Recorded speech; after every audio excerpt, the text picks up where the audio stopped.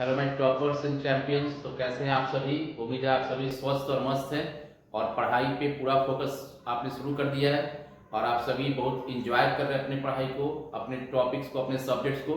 तो फिर से आपका एक बार स्वागत है आपके अपने YouTube platform English with Vipul sir में। मैं विपुल सर, फैकल्टी ऑफ इंग्लिश, और आपका फिर से स्वागत करता हूँ।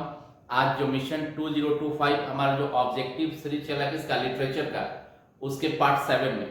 तो चलिए बिना देर किए हम लोग शुरू करते हैं आज का अपना सेशन। और बाकी हर सेशन की तरह आज का भी सेशन काफी इंपॉर्टेंट है और आपको काफी ज्यादा बेनिफिट देने वाला है ना।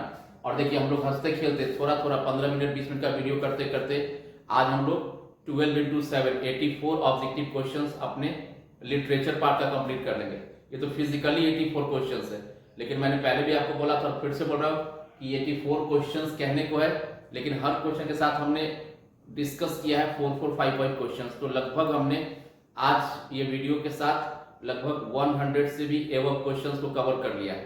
तो देखिए आपको मालूम भी नहीं पड़ा, और आपने लगभग, अगर आपने ध्यान से सुना है और पढ़ाई किया है, तो आपने लगभग 100-125 क्वेश्चंस ऑब्जेक्टिव का तैयार कर लिया। तो इस तरीका से काफी समय हमारे पास रोज 12-13 करते रहेंगे और आपके साथ है ना ये शेयर होते रहेगा। देखिए आज फर्स्ट क्वेश्चन क्या है, gap received Commonwealth poetry award. Commonwealth poetry award किसको मिला था? W.H. ऑडेल,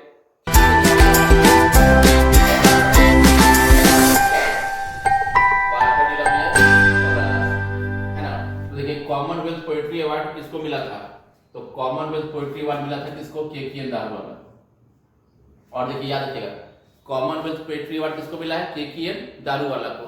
और इनको एक और अवार्ड मिला था जिसका नाम था साहित्य अकेडमी अवार्ड। तो याद रखिएगा के.की.एन. दारूवाला को 2 अवार्ड मिला है, एक कॉमनवेल्थ और दूसरा साहित्य अकेडमी अवार्ड, है ना, ये ध्यान रखिएगा।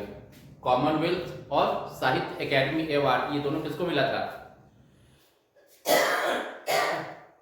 ये दोनों अवार्ड मिला किसको? के.की.एन. दारूवाला को। देखिए सेकंड क्वेश्चन है टी.एस. एलियोट। देखिए टी.एस. एलियोट, और यहाँ पे के.की.एन. दारूवाला के अंदर बात किया थी, कौन से पोएम के पोएट है? फायर हिल के। किसके? फायर हिल के।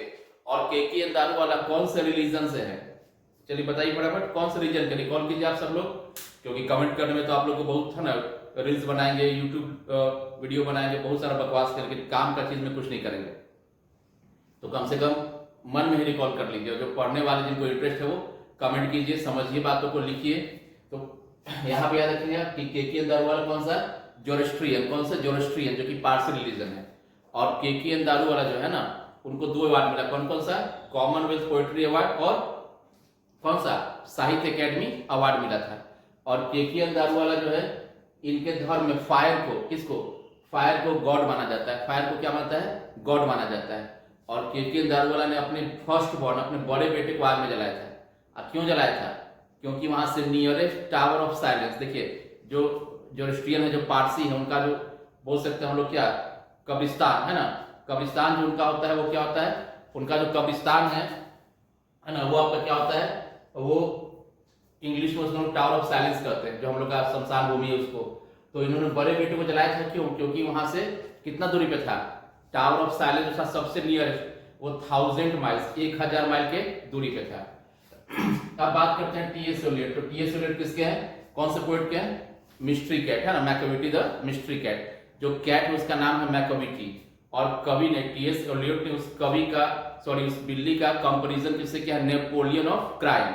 याद रखिएगा, मैकविटी को कंपेयर किससे किया है? कवि ने उसको बोला है क्या कि मैकविटी क्या है? नेपोलियन ऑफ क्राइम है। और मैकविटी फुल ऑफ क्या है? डेसिटफुलनेस, बहुत ही सातिर है। याद रखिएगा कि मैकविटी जो बिल्ली क्या है? बहुत ही सातिर है। क्वेश्चन देखिए क्या है कि टी.एस. एलियोट वाज एसोसिएटेड, मतलब वो रिलेटेड थे, संबंधित थे किससे? With the gap century. तो टी.एस. एलियोट का संबंध कौन सा सेंचुरी से? 18th, 19th, 20th और 16th। तो इसका आंसर क्या है? इसका आंसर होगा आपका कौन सा? 20th century. तो याद रखिएगा टी.एस. एलियोट का किस सेंचुरी के पोएट थे? तो 20th सेंचुरी के, यानी कि 20वीं शताब्दी के। और एसोसिएट का मतलब रिलेटेड, संबंधित। नेक्स्ट देखिए उन्हीं से क्वेश्चन है, T S. Eliot was awarded Nobel prize. तो यहाँ पे एक चीज मालूम पड़ गया कि टी.एस. एलियोट को कौन सा अवार्ड मिला है? Nobel prize. और ये अवार्ड इनको कब मिला था? 1953, 1958, 1943, 1948, है ना। अब देखिए नोबेल प्राइज की बात है तो कमला दास के बारे में भी हमने पिछले वीडियो में बताया था कि कमला दास को भी कौन सा प्राइज मिला था? नोबेल प्राइज के लिए चुनी गई थी। और उनको नोबेल प्राइज कब मिला था? 1984, याद रखिएगा। कमला दास को भी मिला था कौन सा? नोबेल प्राइज, और she was shortlisted for this prize in 1984, 1984, ठीक है। तो इनको मिला था कब? 1948 यानी 1948 में। नेक्स्ट है Rupert Brooke died in, Rupert Brooke का मृत्यु। देखिए रूपर्ट ब्रूक क्या थे? इनको कौन सा पोएट कहते हैं? इनको कहते हैं वार पोएट। क्या कहते हैं? वार पोएट। और रूपर्ट ब्रूक कहां से बिलोंग करते थे? इंग्लैंड से। रूपर्ट ब्रूक का प्रोफेशन क्या था? प्रोफेशनली क्या थे? एक सोल्जर थे, एक सैनिक थे। तो रूपर्ट ब्रूक जो थे उनका जो मौत हुआ था कौन से वार के टाइम पे हुआ था? फर्स्ट वर्ल्ड वार, याद रखिएगा। फर्स्ट वर्ल्ड वार टाइम उनकी मौत हुई थी। तो क्वेश्चन को मरे कब थे? 14, 18, 15 और 16। तो इनका आंसर क्या है? 1915। यानी कि रूपर्ट ब्रूक की जो मृत्यु हुई थी, जो पोयम है 10 सोल्जर, उसके जो पोएट है, और इनको वार पोएट कहा जाता है। इन्होंने 5 वार सोनेट लिखा था, 5 लिखा था, याद रखिएगा। रूपर्ट ब्रूक ने 5 क्या लिखा था? वार सोनेट लिखा था। और सोनेट क्या होता है? तो सोनेट एक तरह का पोयम होता है। और सोनेट के अंदर कितनी लाइंस होती है? तो सोनेट के अंदर 14 लाइन होता है, ठीक है। तो रूपर्ट ब्रूक कब मरे? 1915। याद रखिएगा कि रूपर्ट ब्रूक के बारे में क्वेश्चन आएगा कि उन्होंने किस टाइम पे, किस वार के समय पैट्रियोटिज्म, देशभक्ति की भावना को फैलाया। तो उसका आंसर क्या है? फर्स्ट वर्ल्ड वार, याद रखिएगा। फर्स्ट वर्ल्ड वार, है ना। उसके बाद देखिए क्या है important question number 5, the figure of speech या पोएटिक डिवाइस। देखिए फिगर ऑफ स्पीच या पोएटिक डिवाइस का मतलब क्या होता है? इसका मतलब होता है काव्य सौंदर्य। अलंकार बोलते हैं ना, अलंकार हिंदी में, या काव्य सौंदर्य। तो एक लाइन है light of step and heart was she. तो सबसे पहले तो आप लोग ये बताइए कि light of step and heart was she किस पोएम का लाइन है? कौन से पोएम का है? तो यह है एन एपिथाफ का। किसका है? एन एपिथाफ का। तो ये जो सेकंड लाइन है पोएम का, है ना, तो बोल रहा है कि इस लाइन में light of step and heart was she, इसमें कौन सा फिगर ऑफ स्पीच या पोएटिक, देखिए दोनों सेम चीज है, किसका यूज हुआ है? सिमिली का, पर्सोनिफिकेशन का, आयरनी का, या फिर पार्ट्स ऑफ स्पीच का? देखिए इसमें सबसे पहले आंसर कौन सा आउट होगा? Parts of speech. तो कोई काव्य सौंदर्य है ही नहीं, तो इसमें सबसे पहले आउट तुम लोगों ने कर दिया पार्ट्स ऑफ स्पीच को। तो याद रखिएगा इस लाइन में यूज हुआ किसका? आयरनी का। याद रखिएगा light of step and heart was she, ये लाइन है एन एपिथाफ पोएम का, ठीक है। और इस लाइन में जो पोएटिक डिवाइस, या फिर इसको हम लोग कहते हैं क्या? फिगर ऑफ स्पीच, दोनों सेम चीज है। किस कौन सा यूज हुआ है? आयरनी।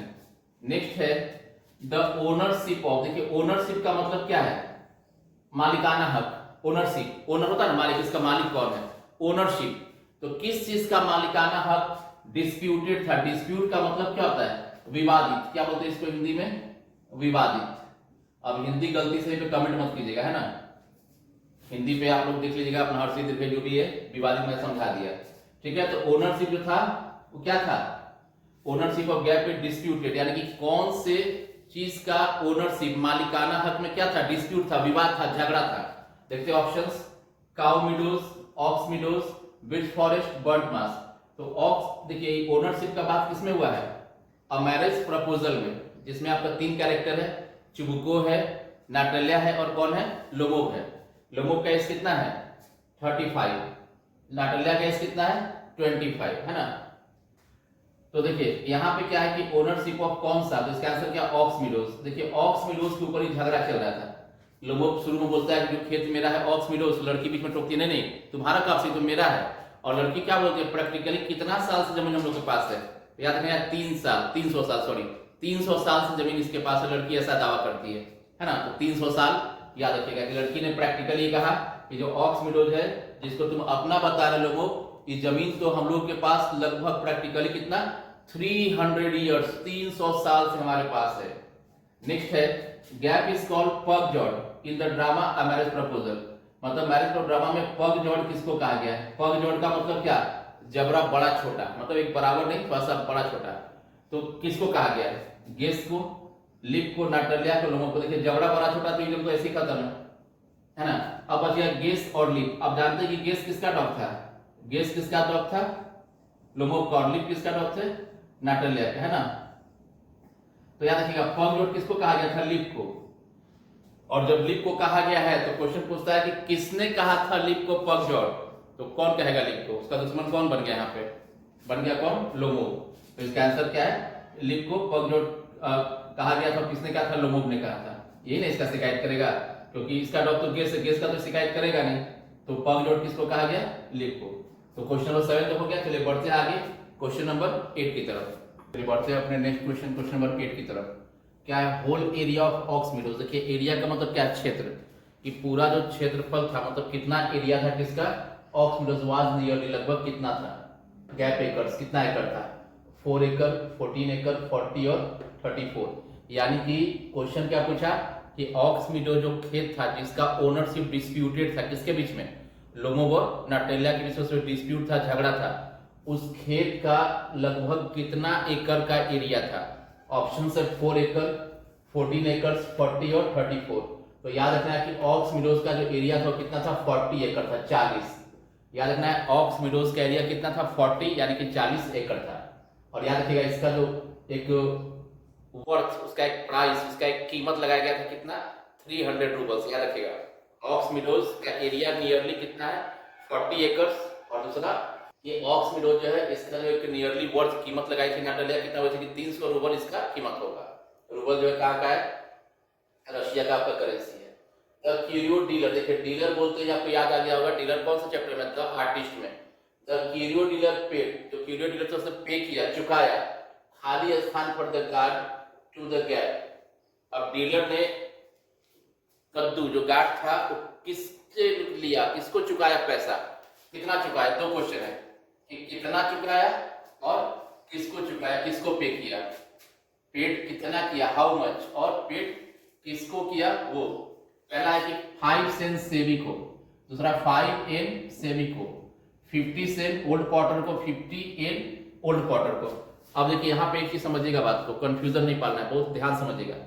पॉटर जो है वो गार्ड किससे खरीदा था, सॉरी डीलर ने गार्ड किससे खरीदा था, तो उसने खरीदा था किससे, पॉटर से। जो पॉटर, इसको टीचर ने सेवी का कद्दू सीज करके दे दिया था। पॉटर जाके जो स्कूल का प्यून था, चपरासी कह सकते हैं। तो पहला तो ये दो ऑप्शन तो ऐसे ही खत्म हो गया, सेवी तो इसका आंसर होगा ही नहीं। आप बच गया 50 से 50 एन ओल्ड पॉटर। देखिए यहाँ भी ओल्ड पॉटर है, यहाँ भी ओल्ड पॉटर है, तो दोनों कॉमन है, यानी कि जो गोलमाल है कहाँ पे, सेन और एन में, ठीक है। तो याद रखिएगा डीलर ने कितना, 50 एन, कंफ्यूज नहीं करना, याद रखिएगा डीलर ने ओल्ड पॉटर को पे किया था, कितना, किसको पे किया था, ओल्ड पॉटर को, किसके लिए, गार्ड के लिए। और कितना पे किया था, 50 एन, कितना, 50 एन, 50 सेन नहीं, इस बात को ध्यान रखिएगा। और यहाँ पे एक और ध्यान रखिएगा कि पॉटर के पास गार्ड कहां से आया, तो टीचर ने दिया था। और टीचर के पास कहां से आया, तो टीचर ने सेवी से स्कूल में अपने क्लास, अपने पीरियड के दौरान इसको सीज कर लिया था। अब कौन से पीरियड में टीचर ने सेवी का फेवरेट कद्दू को सीज किया था, एथिक्स, जिसको आप मोरल साइंस बोलते हैं, मोरल वैल्यू बोलते हैं, उसके पीरियड में, ठीक है। और जब डीलर को ये मिल गया तो डीलर ने उसको बेचा कितना में, 600, देखिए 50 एन में लिया, अब बेचा था कितना में, 600 एन में, कितना में, 600 में। किसने बेचा था, जो डीलर था उसने उस कद्दू को 600 एन में बेच दिया था, ठीक है, ध्यान रखिएगा। नेक्स्ट है the gap guard had made quite a stir. देखिए क्वाइट ए स्टीयर का मतलब क्या, कि एकदम हलचल पैदा कर देना, सबका ध्यान आकर्षण करना, है ना। कहीं आप जाते हो मेला में, कहीं भी जाते घूमने, अभी दशहरे का पूजा था, तो आप उसमें बोलोगे कि यार एक मूर्ति वहां पे थी, बड़ा शानदार मूर्ति थी। तो मूर्ति तो सब जगह, लेकिन कोई मूर्ति एकदम हलचल मचा दे, लोग उसको देखने के लिए जाते हैं। तो यहाँ पर वही quite a stir. The gap guard had made quite a stir in the agriculture show.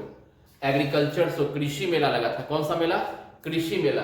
तो उसमें कौन सा कद्दू है जिसने लोगों के बीच में एक बहुत ही महत्वपूर्ण स्थान बना लिया था, यानी कि लोग उसको देखने के लिए बेचैन थे, लोग उसका तारीफ कर रहे थे। जो वहां जाता था मेला में, एक बार उसको देखता जरूर था, या फिर जो लोग भी उसका नाम सुन रहे थे, भाई मेला में कैसा कद्दू है, वहां पहुंच रहे थे। कौन सा कद्दू था, देखिए पास्किन, इवन, सिमेट्रिकल और बैकिन। इवन सिमेट्रिकल तो क्या है, तो सेम ही तो होगा नहीं, पास्किन है नहीं, आंसर क्या है, बैकिन गार्ड। याद रखिएगा बैकिन गार्ड। तो बैकिन गार्ड था कृषि मेला में, जिसने कि एक हलचल मचा दिया था, क्वाइट ए स्टीयर। और याद रखना एग्रीकल्चर शो कब लगा था, किस मौसम में, तो ये लगा था स्प्रिंग के मौसम में। याद रखिएगा एग्रीकल्चर शो स्प्रिंग के मौसम में लगा था, इसको ध्यान रखना है, ठीक है। और जो यहाँ इवन और सिमेट्रिकल है ना, ये भी बहुत इंपॉर्टेंट क्वेश्चन है कि सेवी को कैसा गार्ड पसंद था, सेवी को कैसा गार्ड लाइक करता था। तो उसका आंसर है सेवी like even and symmetrical guard. तो एक समान कद्दू पसंद करता था कि आराम से वो बीज निकालने उसको दिक्कत ना हो। तो याद रखिएगा सेवी को कैसा कद्दू पसंद था, तो इवन एंड सिमेट्रिकल। देखिए बहुत ध्यान समझिएगा, सेबी को कैसा कद्दू पसंद था? Even and symmetrical. Agriculture show में कौन सा कद्दू बहुत पॉपुलर हुआ? बैकिंग। लेकिन क्या सेबी को बैकिंग पसंद आया था?